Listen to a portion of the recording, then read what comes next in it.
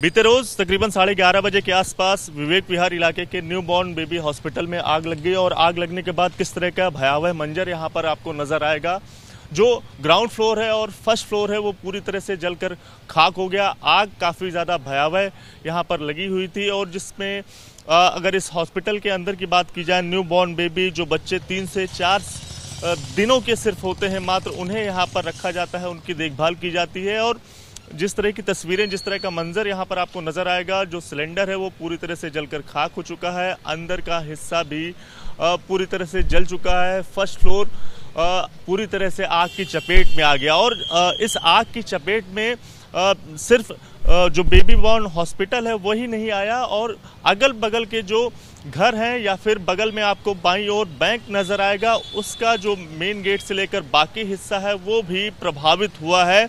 और सामने आपको ये जो गाड़ी खड़ी हुई नजर आएगी, इसका एक एक पुर्जा जो है वो जलकर आपको खाक साफ तौर से, अंदर का जो हिस्सा है वो पूरी तरह से जलकर खाक होता हुआ साफ तौर से नजर आएगा। अगर बात करें तो जिस तरह से आग की चपेट में जो इस न्यूबॉर्न बेबी हॉस्पिटल के बगल का जो बैंक है वो भी आया, और उसके ठीक सामने जो एक गाड़ी खड़ी हुई थी स्कूटी, वो भी पूरी तरह से आग के चलते जलकर खाक हो गई है।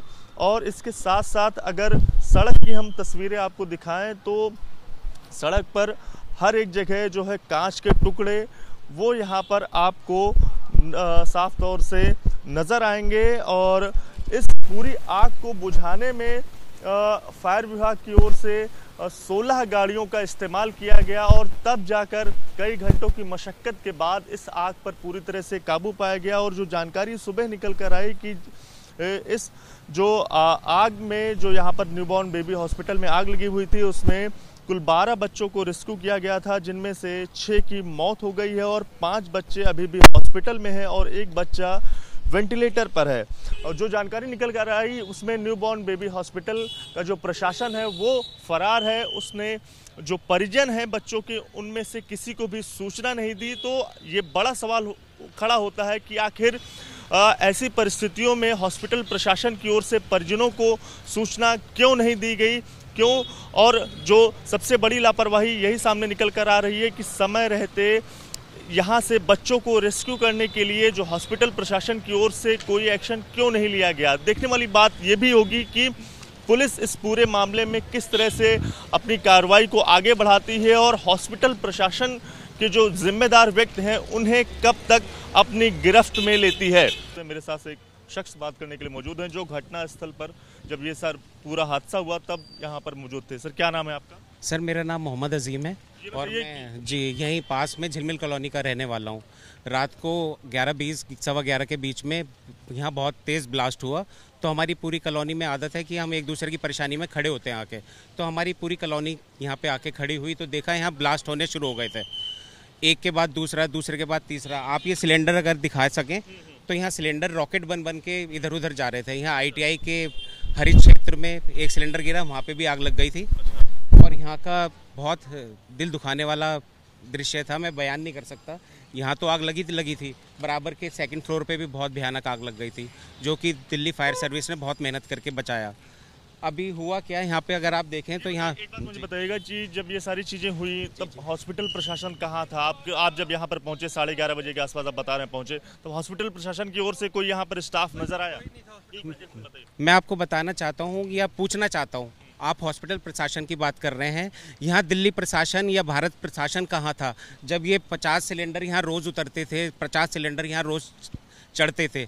अभी मैं आपको बताता हूँ, ये न्यू बॉर्न बेबी का इंटेंसिव केयर यूनिट है और यहाँ पे लेकिन 50 सिलेंडर का क्या काम? 50 बड़े सिलेंडर तो मैं कहता हूँ GTV हॉस्पिटल में नहीं होंगे पूरे, और यहाँ पे गोदाम बना रखा था। दिक्कत ये है हमारा इंस्पेक्शन सिस्टम MCD का या दिल्ली सरकार का सब फेल हो चुका है आज की डेट में। क्यों फेल हो चुका है? यहाँ से रोज़ पार्षद का घर 100 मीटर है, हमारे MLA साहब 150 मीटर घर है, लेकिन क्या इनके पता नहीं लगता होगा कि यहाँ पे ये कमी है? हमारे समाज बाद में ही क्यों जागता है? बाद में तो जितेंद्र सिंह शंटी भी आ गए, उन्होंने बता रहे हैं कि जान बचाई। वो खुद अब बता रहे हैं कि मेरे 6 बच्चों की जान बचाई, जबकि उनको उतारा गया जब वो ऊपर चढ़े हुए थे बचाने के लिए। ये बताइए, जिस तरह से शुरुआती जो जानकारी निकल कर आई उसमें कहा गया कि शॉर्ट सर्किट वजह है, आपको क्या लगता है क्या वजह इसमें हुई है, जो कि आपकी घटनास्थल पर मौजूद? देखिए मैं बताता हूँ, बाहर जिस हिसाब से सिलेंडर फटे हैं, ये लापरवाही सिलेंडर मिसमैनेजमेंट की है। ये रेसिडेंशियल कॉलोनी है, यहाँ की आरडब्ल्यूए को, यहाँ के लोकल प्रशासन को इजाज़त कभी नहीं देनी चाहिए थी कि यहाँ पे सिलेंडर का इतना सारा ब्लॉक करके रखें। सबसे मेन मुद्दा ये है, शॉर्ट सर्किट तो हमारे घर में भी होते हैं, आपके भी घर में होते हैं, एक नॉर्मल सी बात है इस मौसम में, लेकिन शॉर्ट सर्किट से इतना बड़ा हादसा सिर्फ इस वजह से होता है कि हम एज ए समाज एक बहुत बड़े फेलियर हैं। ये बताइए, सिलेंडर आप उड़ने की बात बता रहे हैं कि मतलब एक सिलेंडर यहाँ पर साफ तौर से हमें पड़ा हुआ नजर आ रहा है, और किस किस इलाकों में कितने सिलेंडर इधर उधर गए हैं? मेरी जो जानकारी रात की है, एक ये सामने ITI है, इसके अंदर थोड़ी सा हरित प्रदेश था, वहाँ पे जाके गिरा, वहाँ इससे ज़्यादा भयानक आग वहाँ लग गई, लेकिन दिल्ली फायर सर्विस वालों ने वो बुझाई। एक सिलेंडर ये है, एक थोड़ा सा आगे जाके गिरा है, एक इस साइड जाके गिरा है। सिलेंडर नहीं थे वो, एक्चुअली में वो उस टाइम लाइव रॉकेट बन गए थे। आपको क्या लगता है इस सब के पीछे, इन पूरे हादसे की वजह से जिम्मेदार कौन है? जिम्मेदार हम सब हैं सर। मैं भी यहाँ से रोज़ निकलता हूँ, यहाँ का MLA रोज़ निकलता है, यहाँ का पार्षद रोज़ निकलता है। हम ऐसी चीज़ों को नज़रअंदाज क्यों करते हैं?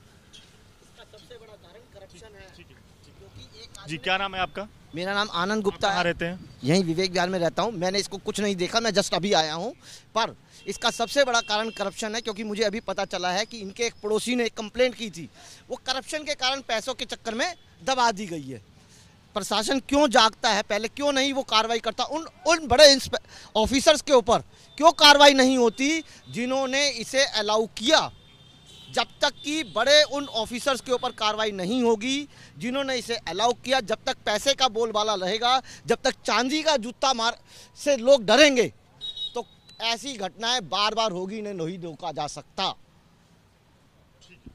तो ये तस्वीरें आप देख पाएंगे कि न्यूबॉर्न बेबी हॉस्पिटल जहां पर आग लगी वो ठीक सामने आपको नजर आएगा, और आग लगने के बाद जो सिलेंडर है वहां से फट के वो आप देख पाएंगे यहाँ पर पड़ा हुआ नजर आएगा। और एक रॉकेट, जो आग लगने के बाद जब इस सिलेंडर में आग लगी तो उसके बाद एक रॉकेट की तरह इधर उधर, या जो इस इलाका है, इस इलाके में हर एक कोने में जो ये ऑक्सीजन सिलेंडर है वो जा रहा था। और बड़ा सवाल जो आसपास में रहने वाले लोग यही खड़ा कर रहे हैं कि आखिर इस न्यूबॉर्न बेबी हॉस्पिटल में जहां बच्चों की देखभाल होती है वहां 50 सिलेंडर हर रोज आते थे, तो ये भी प्रशासन के ऊपर आखिर कोई निगरानी करने वाला, इस हॉस्पिटल में जांच करने वाला कोई व्यक्ति ऐसा मौजूद नहीं था जिससे इस बड़े हादसे को टाला जा सके। कैमरा पर्सन अनिल कुमार के साथ दिव्यांकर तिवारी, ABP न्यूज, दिल्ली।